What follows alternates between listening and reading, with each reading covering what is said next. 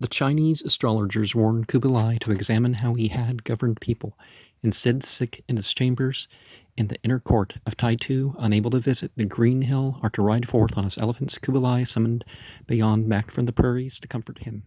The great Mongol general rode north along the new roads and dismounted within the gates of the new imperial city. Bayan, who could no longer win forces, found Kubilai lying helpless on a balcony where he could turn his head to see the pines of the green hill.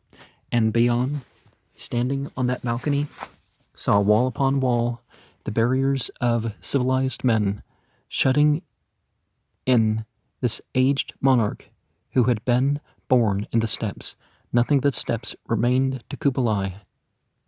Jamui Khatun, the young wife of the chestnut horse tribe, had become a plague with written words upon it hanging in the temple of his ancestors. Ching Kim, his son, who had the strong spirit of the steppe dwellers, was a ghost wandering in the spirit world, and Ching Kim's son, with the bright face, was already in his body and spirit a Chinese emperor to be. Kubilai died in the first moon of 1294 of the Common Era, in the 18th year of his age and in the 35th of his reign.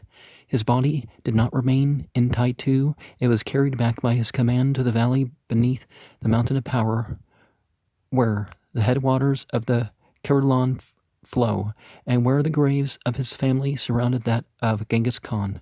To Marco Polo and the Westerners, he had been a glorious monarch, knowing and courageous, a friend to men of letters who loved wealth for its own sake as well as the public good. The Chinese say of him that he was influenced by excessive superstition. Why, how strongly did he govern what he did? By the astrologers. By love of women and silver, by his ridiculous attachment to the lamas of Tibet.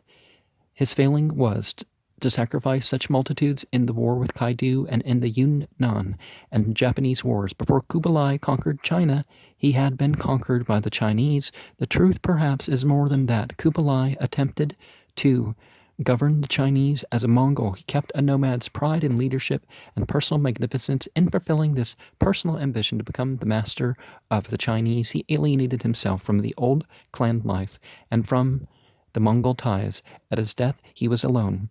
He may not have realized, or he may have not cared, that in uniting China, he had brought the empire of the steppe dwellers to its end.